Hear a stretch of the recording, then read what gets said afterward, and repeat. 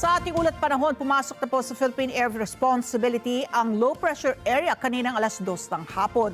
Huli itong namataan sa layong 1,000 kilometers east ng southeastern Mindanao at nasa medium chance naman itong maging bagyo sa susunod na 24 na oras. Gawin pa man, malalaman bukas kung madedevelop ito bilang tropical depression at kapag nasa loob na ng PAR, tatawagin itong bagyong Ada.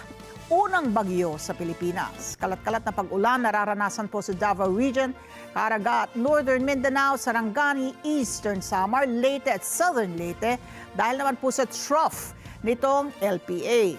Malamig na ihip na hangin, mahinang pag-ulan ang dulot po ng amihan sa Cagayan, Isabela, Aurora, Cordillera Administrative Region, natitirang bahagi ng Cagayan Valley, Ilocos Region at natitirang bahagi ng Central Luzon.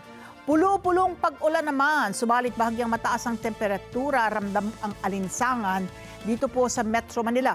At natitirang bahagi ng Luzon dahil naman sa easterlies o yung hanging mainit mula sa dagat Pasipiko. Habang localized thunderstorms ang nagdadarandagli ang pag-ulan sa natitirang bahagi ng bansa. Banayad hanggang katamtaman ng alon sa karagatan kaya't walang nakataas na gale warning at nairehistro sa 23.8 hanggang 30.1 degrees Celsius ang temperatura sa Metro Manila. Lumubog ang araw alas 5:45 ng dapit hapon kanina at bukas sisikat alas 6:25 ng umaga.